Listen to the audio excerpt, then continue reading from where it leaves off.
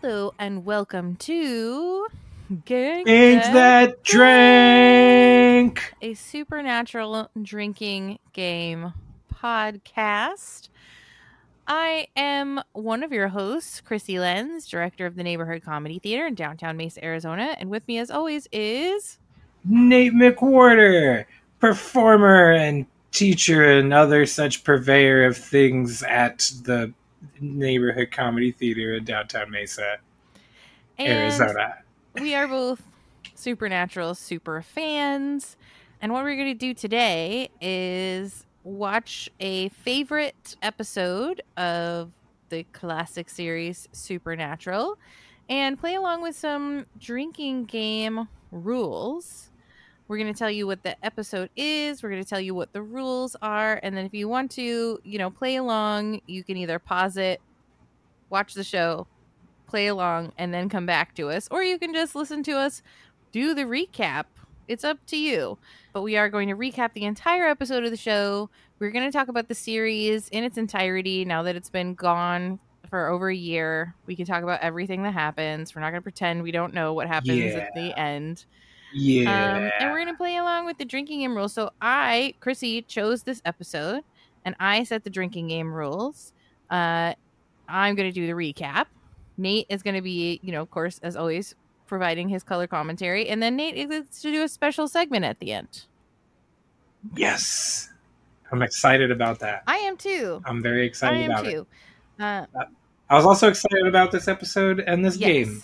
This is Season 6, Episode 15. So we are smack dab in the middle of Season 6. This episode is The French Mistake.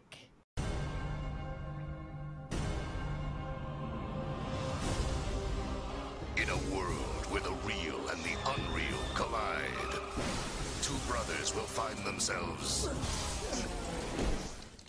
on a soundstage. Marker, Jared, Jensen, that was just great.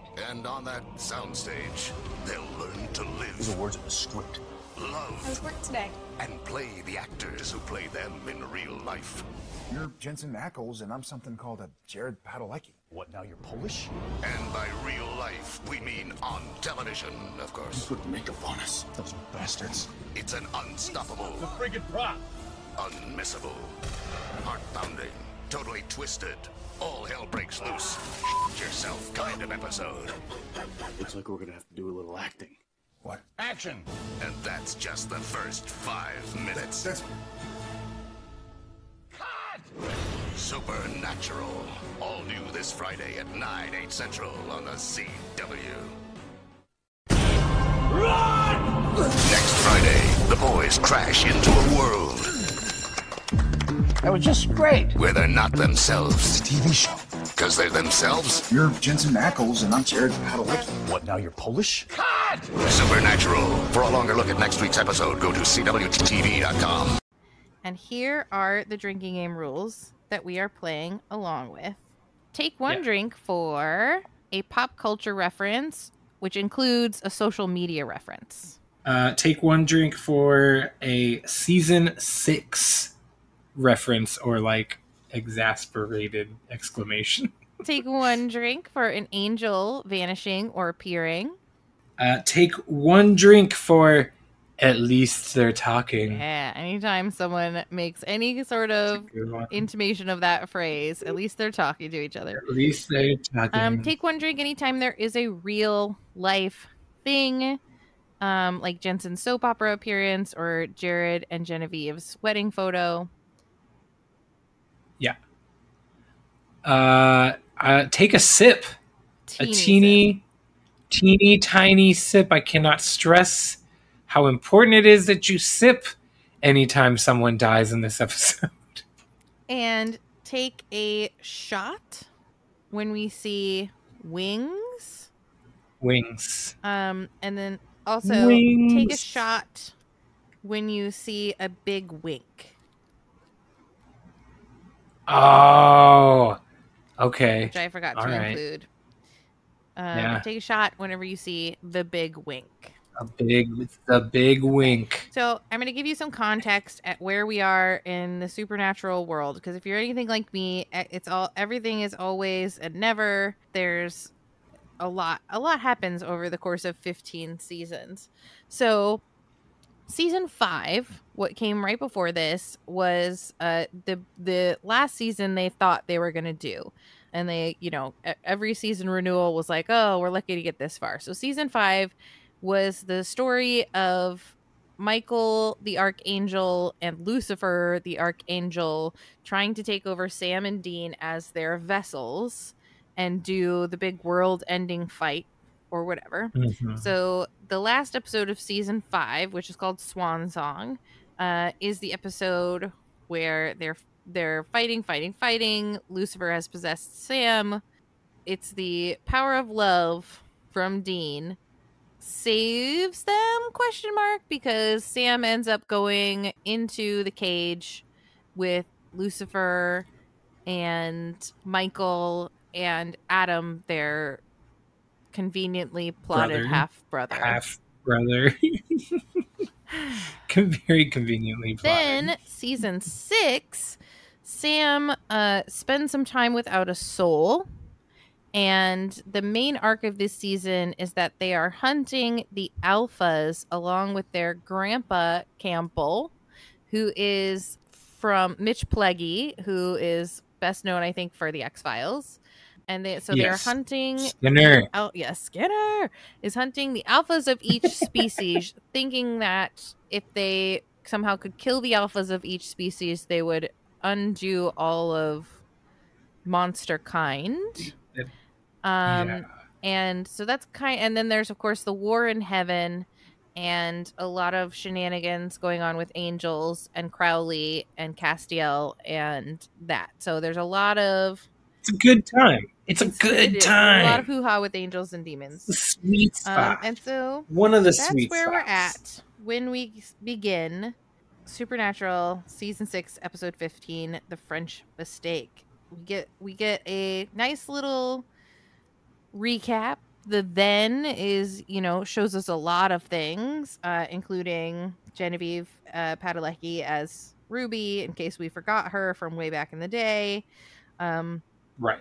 They're on some kind of a hunt at Bobby's place. Bobby's place is our headquarters at this point in time. And Bobby's out on a snack run because they are out of Hunter's helper. All of a sudden, here comes Balthazar. Take one drink for an angel appearing. Oh, in the then segment, you needed to do a shot for wings. Oh, by the way, are we doing this now? Are we doing that? We're going over what? You know what? I didn't count what was happening in the recap, but you're right. We should. Oh, I didn't. You should. Yeah, you should. Because there's two people die, at least 2 people die, because you have a Ruby death scene, and you have and then you have wings right out the gate. That's the very first thing. So I started this episode by doing a shot of whiskey to start the night because I was like, oh, it's in the then sequence. We're doing it. I didn't count the then sequence, so that'll be a point of some debate. Hey, people, let us know what you think. Should the then count? I do. I think it should count. I think it's part of the episode. I think if you're watching, I don't know, bonus content, because if you watch the DVDs, you don't get the then and now, right? If Depending you're watching, on where you watch it, you don't necessarily get the then or now. I'm of course watching it on Netflix. Right. Yes, as am I. So shout out Netflix. Yeah. Anyway. Okay. So Balthazar shows up. And he's doing his own take a drink. He's doing his own walk and talk, where he's walking and he's talking. He is digging around through Bobby's house, looking for the ingredients of a spell, where he explains to the guys in a long pop culture reference that this is the scene in The Godfather where Michael Corleone takes out all of the heads of the other 5 families. So they need to run. They need to watch out. He gives them a key to. He pops in and out twice, doesn't he? No. So he just you take walks 2 out of the drinks, room. end He up taking. doesn't pop. Oh, he just. I thought he literally like goes and get because like he's looking for. I thought because he went like anyway. No wonder I was getting so drunk. I was making I up guess reasons so. anyway. I thought I really did think it was like 3 times in the scene that he literally poofs and comes back because he's like looking for different things they need for the spell or something. I don't know. Yeah. Maybe I'm crazy. No. That's why Not important. That's why we both watch it. I thought he was leaving the room, but maybe Yeah. you're right. And he's doing a spell. I love the line, Singer really does keep a beautiful pantry. The character of Balthazar, I feel like, was underutilized. He's a fun character. He's so well acted. The actor's great. He's so sassy and charming, and I love him. So there's also a great scene where he tells the boys, you're going to go where I throw you, whether you like it or not. Mm-hmm. So he gives them a key and tells them to run. Just as Virgil, the angel, appears. And before they can fight or do anything, bada boop, the boys are shoved through the window and they fall on these pads, these big pads. The window is rubber. They're surrounded by the cast, the crew on a film set, and it's Supernatural, the TV show. We get the actor approximating Bobby Singer and the other writers and directors. And the line from Sam and Dean is like, should we be killing anyone? Should we be running? They're not sure what's happening, but they're on a set. And immediately Jensen gets whisked away to take off his makeup, and Jared gets taken away to do an interview with like an Entertainment Weekly type thing. Yes. And then... So do you count that as a real thing? For our baseline of like real things happening when he's being interviewed as Jared Padalecki, are we counting that as... No, I'm talking... as being a real thing? I'm talking about things that really are true in the real world. Like, yes, he is Jared Padalecki and he would get interviewed, but I'm saying like, oh, that really is his wedding picture. This really is footage of Jensen. These really are tweets that the actor Misha Collins tweeted out. That kind of thing. Something that is true in the real world. So if that interview had appeared somewhere, if it had been a real interview with Entertainment Weekly, then yes. But no, I'm talking about things that are really true, real life items in the real world. Gotcha. Okay, thank you for the clarity. Yes, I realized that would be a confusing one. Yeah, that was the one that like kind of the whole time I was like, I mean, there's obviously like the whole thing is real life, so like where are we drawing the line? Like that's what I didn't. I tried to make judgment calls. Yeah, and I would say like it really like it's up to you. It depends on how much you want to drink, because it's like maybe 3 or 4 things if you're like, no, this is something that truly happened in our real reality and it's evidence of that, then take a drink. If you wanted to just be like, oh, haha, they're doing, they really, Jensen has a trailer, drink. Jared has a home, drink. Like, does he really have the fish tank, or did he really have the fish tank in the trailer? And also the triptychs of Jared and Genevieve are not real. Okay, yeah, that was the other. I was like, there's no way those are, but the wedding photo is real. So that's what I mean. That's the difference. Gotcha. Okay, so they realize they're on a movie set, and Jared kind of explains this is a show called Supernatural. People are watching our lives. There's a couple of fun jokes, which I think you could count, where he's like, well, who would want to watch that? And Jared says, well, not many people do, apparently. That is a real world thing. They're always in danger of cancellation. They run into... So they're like, we got to get out of here. They run into Misha Collins, and at first they after praying to Cass, and then they see Misha in costume walk up, and they have a really fun moment where they're like, Cass, what's going on? And he's like, Balthazar has sent us through the thing. Like, he thinks he's in character and they're running lines. Which I love this moment, because it's such a great like creative like moment, like as far as like the writing of this episode goes, because they give us like the information we need for like what's going on, what the key is, like all that, like all they sucker us into it, while also then having the fun joke with Misha. Like I it's probably one of my favorite scenes in the whole episode because they just like very cleverly give you this bit of info that you really is crucial and that you need to figure out the episode anyway. I completely agree, and I love Yeah. I love the moments in this where you see Misha as Castiel,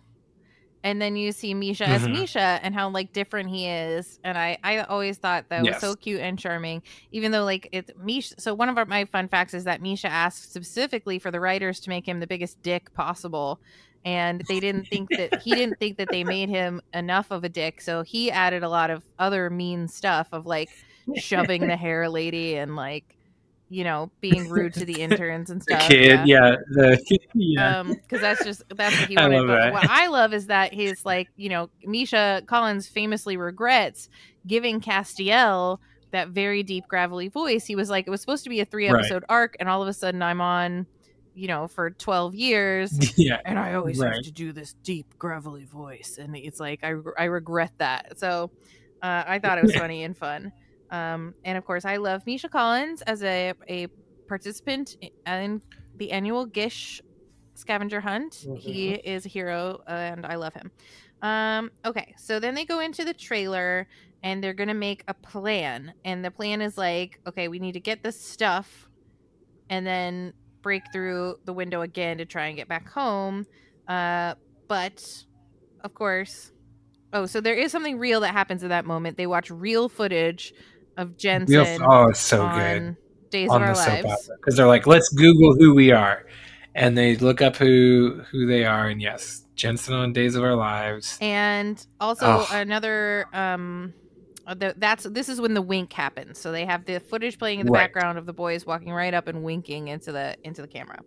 So that's your big wink. Yes. So is that I am glad I would have not made it to whatever I had to get to after you went watching someplace this episode. after? You're insane. No, I didn't go.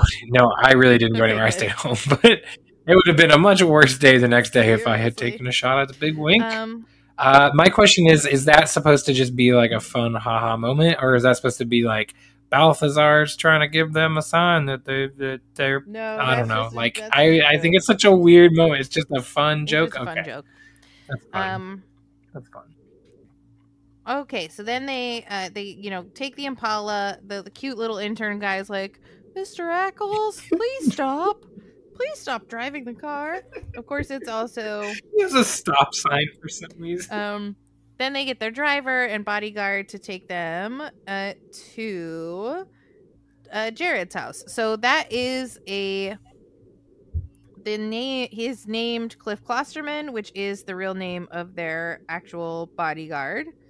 So that's a fun real life thing. Now, do they really not talk? No. They're really best friends, and that's what I thought. Okay, consider each other brothers. All right, so they're in Vancouver, and so when they get to Jared's house, and it's so big, he makes a joke. Boy, I must be the star of this thing, which is a long running joke that Jared is the top billed person. He was the more famous at the time. And when they were first conceiving the show, it was supposed to be about Sam and like his situation. And then it became about both brothers equally. But because of like whatever, Jensen or Jared's name is first on the call sheet, which means like technically in terms of showbiz, he is the star of the show. So that was kind of an acknowledgement of that, which I thought was kind of clever. Yes, I like that. And then I just loved everything in the house. Everything. And then the alpaca. Yes. Camel in your backyard. So you got to take a drink because he really is married to the actress who played Ruby, Genevieve Padalecki. Correct. And that really is their wedding picture. And I love when she comes to like give him a little like how was work today smooch. She has to climb him like a tree. She has to basically scale him like she's King Kong and he's the Empire State Building, which is so cute. And he did a great job of acting very confused as to why his wife was kissing him. The acting that's a hard thing to do, right? Like is top friggin' notch. Like I don't know why they didn't all get Emmy nominations for this, because acting like you're acting is hard, and they all pull it off. But then acting like you're bad acting, but then so you have to act in one scene you're acting like you're not acting, and then another scene you gotta act like you're not like you are acting really hard. Like we'll get to that scene, but like, oh yeah, it's so good. It It's is, so, and they're all superb at it. She's going to an Yeah. otter charity auction or something. And so the boys put together a Mhm. plan. They're like, okay, we really do need the bone of a lesser saint. We really do need the blood of a blah, blah, blah. So they decide to use their credit cards and just buy these things. Genevieve gets and pick them home up at the airport. and they realize that, like, in this world, none of the crazy stuff from the last, year of their life really happened. That was all just stuff that happened on the season of their show. Sorry. I just real quick. I love there's the scene where Sam is like doing internet research, and behind him is the portrait of Jared Padalecki. Is that real with the cowboy hat? No. The Walker Texas Ranger like foreshadowing portrait. And of course in the house there are the three. There's a triptych of Jared and a triptych of Genevieve, which weren't real. They were made for the show, and they have since been auctioned. I wonder if that Western one's been auctioned too. Probably has, because that was pretty sweet. I loved it, but I also loved it because it was like, yeah, he's gonna end up playing. No, I mean, obviously, I didn't know that at that time, but Walker Texas Ranger on the C-Dub. Oh, also, fun fact: the studio, when we get to see the name of the studio, it's KM Studios, which is another homage to Kim Manners, who was the producer of this show and of many, many episodes of The X-Files. So that's a fun fact. Yes. And they make references to Kim Manners all the time, which is pretty cool, I think. Obviously, he was a very beloved guy. Okay, so they go to pick up the packages. They show up on the set, and they're like, we're going to need you to clear this set. We got to do some actor stuff. And the Bobby Singer character is like, well, he mentions Dean Cain. He's like, listen, boys. Dean Cain used to do that kind of thing, and he was a real actor, but you're going to do your actor stuff, and we're going to do our camera stuff, and that's going to be the way it is. So then they're acting, and this is the best part. And it's the best scene in the whole episode. It's so Jared good. and Jensen in character as Sam and Dean trying to act like they're like Sam and so Dean. And they're like, they can't find their mark. They're looking at the camera. Look anywhere but the camera. What do we do? And it's just great. And it's so funny to see the people who are just like, what happened to them? And they're like, oh, they're importing body parts from foreign countries. We don't really know. Which is also a great moment. What's in the box?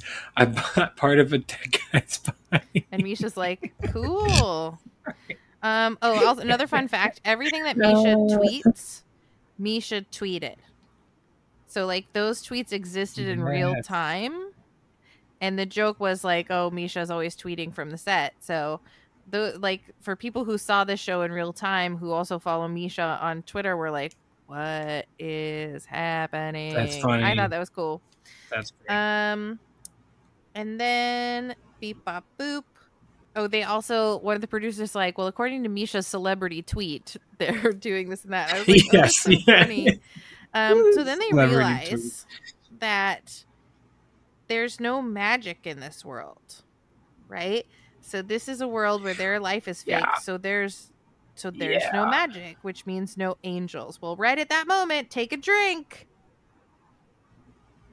Because here comes Virgil. But also, it gets so railroaded by that moment because I think that's such a cool thing that they've proposed there in that moment in the world of Supernatural is that our world exists in the Supernatural universe as a different universe, essentially, where none of that... Anyway, I thought that was like the deepest moment of the whole show, of a very meta episode and everything. I thought that moment where they're like, there is no God. It was pretty cool. I don't know. They don't say that very often in Supernatural, obviously. So I thought it was interesting. And then my thought was, because Virgil also learns he can't do magic, and then they're really fighting, I felt like the punches should have hurt more. Right? Because many, many, many years later in the last season, we learned that they are protected by a kind of magic. Like, they're not like regular people, they can take those punches because they have this sort of extra human luck. So like Angel it should have strength. hurt them to be punching each other. Oh, yes. Yeah. Oh, Fun fact: the But they stunt didn't guys know. are really Jared and Jensen's stunt guys. Nice. And I love that they're like the stunt coordinator guy is like, I think Jared and Jensen just killed an extra. And so they're on the phone with all the producers and the director are on the phone with the voice of the new showrunner, who's like, well, I'll come down there and talk to them. And they're like, well, to be fair, we don't really think that they know who you are, because like Kripke had stopped running the show at this point, and this was the Right. new showrunner. It's her name is Sarah. Oh shoot. Sergamo. It's in my notes somewhere. I We'll looked come it to up. It was on it's on there. So Misha gets kidnapped by an angel. The boys have a meeting with Bobby Singer, and he's like, I would like you to think of me as Uncle Bob. You can't come to work on Poppers, and you can't come up. Wait, what kind of with guy your names a own TV character lines. after himself? And then he's like, we're the real Sam and Dean. Where we come from, we matter. And he's like, okay, cool. We can work with this. We've all had our psychotic breaks. We'll figure out a way around this. Hilarious. Virgil has Misha, and he has the key. And apparently there's no magic in this world, but using throat blood to make a phone call still works. Yep. Absolutely. That's the one thing I was like, but you just said there's no magic, and then yeah. So, but I guess he was like, this might not work. It might not work. He says that right before he does it. He's like, I don't know if this is gonna work. Apparently it does. Otherwise, they would have all gotta just been try. stuck there. Obviously, if they can get to this world, then like messages can get out or whatever. But so they go back to Jared's house, and Genevieve's like, "Oh my God, someone killed Misha!" And they're both just like, "Where?" So they find out from like the homeless guy who has the best memory and the most acute hearing ever, that he overheard a voice coming out of the bowl say to meet at the place of the crossing at the time of the crossing, and Raphael will reach through and bring you and the key home. Okay. Next we get a scene ripped out of the Terminator of Virgil at the gun store. So take a drink for a pop culture reference. The boys. Wait, for what? Because that scene where Virgil is in the gun store and he's like, "Well, you sure know your ordnance, right?" That's like almost a shot for shot scene from the Terminator. Yes. Which you have to be watching really carefully. You have to notice. Yeah, you know. And then so back on the set, the boys are like, should we stay here? No hell below us, above us only sky. It's only sky. Love that line. And of course, they're like, why would we do that? Like, yeah, our lives are weird and terrible, but at least they mean something. Like, what are we here? We're just actors on a TV show. So interesting, I think. And also, like, of course, the boys would always go back to the fight. Then we get Kripke. He's on the set. That's an actor. It's not Eric Kripke. It's not. Only one of the like producers is the producer. Yeah. And all of a sudden, murder is on. We get a big Kripke death scene. Bob Singer gets killed. He's killing people on set. There's a moment. So he kills the stunt coordinator and he kills one of the other producers. But the French producer guy just dodges it twice. And dodges the bullet and just slowly walks away. So even though that producer is French, that has nothing to do with why this episode is called The French Mistake. It's called The French Mistake because it's a reference to the movie Blazing Saddles, where two characters go through a window, they break the fourth wall, literally and figuratively, and then there's a little dance number that is said to be called The French Mistake. And that is why this episode is called that. Which makes it even a thousand times better. And that's also, I would say the whole title is a pop culture reference, but when would you drink? I don't know. Yeah. So the boys beat up Virgil, they get the key back, and then they get sucked through the window to the real world where Raphael appears and Balthazar appears. So drink. With the perfect moment being right before the commercial break, of course. We get a callback to when the boys came through the window and the video got like distorted because of like the magic, right? And Bobby Singer and one of the other directors are like, oh, like, you know, the signal cut out. And he's like, well, what can we do? And he's like, we'll just do a freeze frame and cut to commercial. Freeze frame in the window, cut to commercial. So of course that you, and like when you hear that, you're like, oh, well, I know it's going to happen later on. You know they're going to do it. And of course they do. And it's still great. It's the perfect moment. They go back to their world. They do the freeze frame. Anyway, I love it. It just is very, very meta. So then Balthazar explains that the key is worthless, that they were just trying to get the angels to go play fetch, and that the boys were merely an adequate stick to chase. Such a good line. Such good writing for Balthazar. Like, yes. I love him and I miss him. That key will open a locker at the Albany bus depot. He's great. And then Castiel appears. He has the weapons. They're with me. Take a drink. This is the distant bad cast. This is the cast who is still like so concerned about heaven and just isn't the fun, mellowed out cast that we'll get many, many seasons later. This is perhaps like the seriousest Castiel in this season and the next season. This is pre-ass butt? No, this cast? is post ass butt. This is post ass butt, but he's just not fun. But then after this is like when this season is when he tries to steal all the souls from purgatory, and eventually at the beginning of the next season ends up releasing the Leviathans. Right. So if there's a bit of fun too, where like as soon as Castiel is gone and it's just them left at Bobby's house, they're sort of replicating a bit of the scene that they shot that they couldn't do, right? So Jared like walks toward the camera, hits his mark, says his lines, touches the wall, and it's like you know, it's nice to see them acting in the scene that they sort of biffed earlier a bit. Right. And then they're like, well, here's the bad news. We're broke. And then Jared says, at least we're talking. And that's the show. Yay. I love it. It's so great. So here are the fun facts I didn't get to tell you yet. So Entertainment Weekly, as the show wrapped up, did their top episodes. And this was episode 2. They said the best ever episode was season 5, episode 22, Swan Song. So the end of season 5. And the one after this is another favorite of mine, which we'll be doing very soon. Season 11, Baby, which is from the Cars. Of course. Such a good episode. Yeah. One of all. Let's see. What else didn't I tell you? I don't think I drank. If I remember right, I don't think I drank for the Blue Steel Zoolander reference. There's so many references that you just can't always. Oh, the no hell below us, above us, only sky is a John Lennon lyric.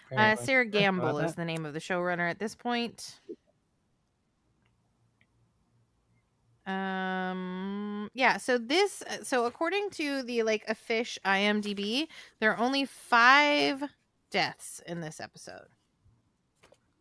Okay, so I counted 9. Because you were counting the thens. I did count the thens. And I think I probably counted. There's like he shoots someone who walks in to the gun shop. I don't know if they're counting that as a person because you don't see the person inside.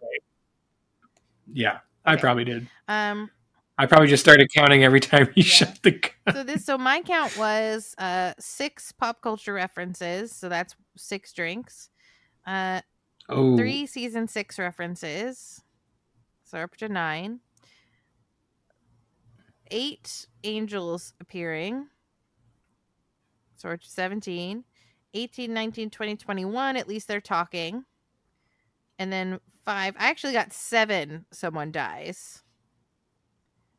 And then 1 shot for the wings and 1 shot for the wink.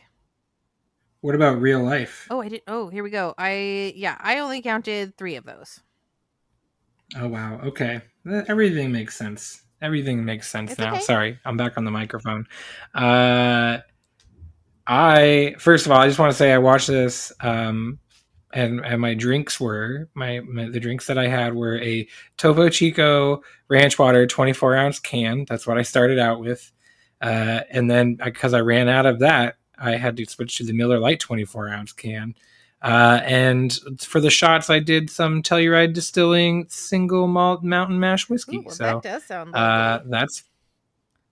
it was quite. I believe it was an afternoon, and I sat and watched this, and it was great. As far as the rules, what I got, here's what I tallied up. Pop culture / social media, I got 14. Oh dang! You're right. I wasn't counting I missed the counting of the Above Us Only Sky and the Blue Steel. Right, and then like dude looks like a lady. Like there's so many just like lines, references to anything. Season 6, I got 3, same as you. Angels In and Out, I had 10, 14 Oh, yeah, of you those. definitely had a lot more than me. Yeah, because I was counting again. Like I think there's even one in like the then and now. I think there's one. I counted Balthazar 3 times in that beginning scene. Then you have when Raphael shows up, Castiel shows up at the end, and they both leave. So like I was drinking for in and out. So okay. Yeah, so I wasn't just drinking like anytime they showed up. I was doing like exit and entrance. Well, then I think if you were, which is why that Balthazar at the beginning was like, God dang. Well, that's why I think. So I think if you were gonna play this game, and when we offer it to you as a drinking game for this episode, I'm gonna nix the pop culture. Well, I don't know, because what would you nix? Because No, it's so fun to listen to the pop culture references. So would you nix the Angels? I wouldn't nix anything. I think it's great. No, maybe if I were to nix anything, I think Angels In and Out would be the one, especially depending on how liberal you want to be with real life. Because I was super liberal. That's what we'd have with the real life. Because it's just, to me, it was a way to point out the things that are real, like, you know. So let's nix that, which one, I think is fun. It's too ambivalent, it's a little vague. Too vague. Yeah, in this episode, in the meta episode, like, yeah. But again, I don't know. I think it's fun, and I think you can have fun with it. Do what you want, people. Live your best life. Do what you want. We are trying to provide them with a drinking game for this episode. And we're calling option. Do whatever you feel like. 2 options there. I also wanted to just add the note that like both Misha and Jensen say this is their favorite episode. So my goal as we go forward in this most recent batch of episodes is going to be to try and determine what my favorite episode is by picking the ones that are in the running. So this one is definitely in the running for me for possibly being my favorite episode. Okay. I would say it's up there for me for sure. I love anything that's meta, and this just is obviously right in there. This one's right the in whole the pocket. thing. It's all so perfect. Yeah. Okay, on to the special segment. Today's special segment from our episode of The French Mistake is actually an ode. Today's segment is an ode to one Brian Doyle Murray. And Krissy, do you know who Brian Doyle Murray is? I know the name. I feel like I should know. Right. You should. I've actually avoided saying his name all night because we've said the character several times. One of the producers? He plays Bobby Singer. Oh, the actor, yes. Brian Doyle Murray, beloved character actor, 165 IMDb acting credits as of this day. Who knows? Tomorrow there could be more. A man whose voice and face you know instantly, but maybe not his name. Perhaps you giggle because he's the mean Mr. Shirley who only gives Clark Griswold a Jelly of the Month club as a Christmas bonus. As a result, he's kidnapped by Randy Quaid. Maybe you cringe because he's the arcade mogul turned public access TV sponsor Noah Vanderhoff in Wayne's World.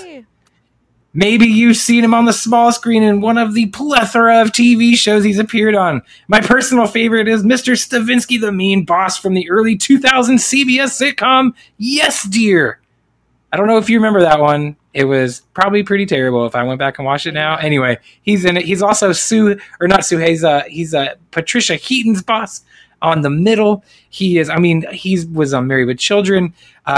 I love it because in this episode he plays Bobby Singer, but on Seinfeld he plays a character named Mel Sanger, the father of the Bubble Boy.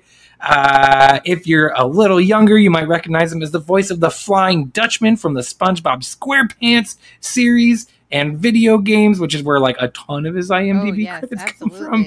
And if you're older, you might recognize him from his 4 seasons on Saturday Night Live in the late 70s and 80s. He also was in a bunch of different movies like Scrooged and JFK and Groundhog Day. But we should all remember that aside from being one of the most prolific character actors in Hollywood, aside from the fact that he's in National Lampoon's Vacation and Christmas Vacation as different characters, aside from the fact that he is the only surviving credited writer of the movie Caddyshack, is that he is the older brother, nay, shepherd and guide to the one, the only, Bill freaking Murray.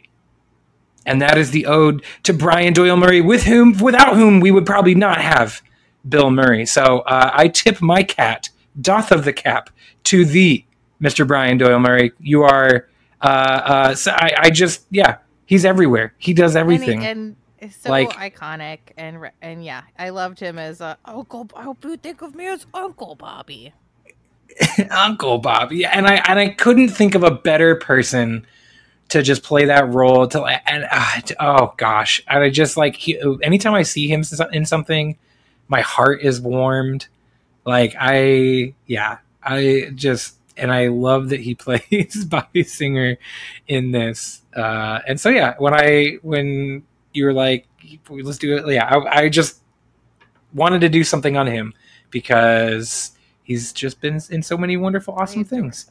And so, and with that note, I'm going to take it from here. I'm going to segue into previewing our next episode. So that was then. This is next. The road so far. Next. The road ahead. As I mentioned, Mr. Murray played one Noah Vanderhoff in Wayne's World. So I will be making our next episode is going to be from season 7, episode 18, entitled Party on Garth. Oh, I love Garth. Yeah, Garth is awesome. One of my favorite side characters. And this episode is very fun. Season 7, episode 18. And do you know your rules yet? Yes. I do have rules. All right, lay them on us so that our listeners can play along. All right. You're going to take a sip. Again, a sip or whatever you're comfortable with. Anytime a character is taking a drink. This is going to be the most ambiguous rule. Anytime you just have a classic Garth moment. And I'm going to say anytime like the boys have a look on their face that is like, oh, classic Garth, that's when you're going to take a drink. Just one drink. Someone dies, take a drink, take the 2 drinks if you remember their name. Pop culture reference, we're going to take a drink for that. I think that's going to be a pretty standard rule on a lot of one. It is fun. And like anytime we're playing any sort of drinking game, like pop culture reference is always just kind of like a standard rule. Just, And then is it Bobby? That's going to be a 2-drinker. You know what? Maybe a 2-drinker to a finisher drinker. I don't know. Maybe I'll update on the next episode. But is it Bobby is the last rule. Okay. So, that's the Party on Garth. If you know anything about the episode, the first rule should get you wasted.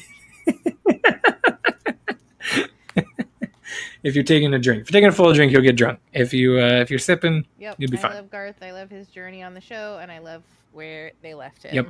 He's got such a great arc. It's early in his arc. It's it's only his 2nd episode. I love it. So great choice. I can't wait.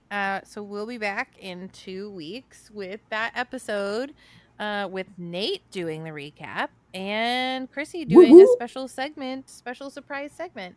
So be sure to join us and rate, review, give us feedback. We appreciate it. We're not sponsored by anybody. This is just something that we do because we love the show and we like to chat with each other. So Also, please remember when you're out there in the world saving people, hunting things, the family business, do keep the most excellent podcast motto in mind.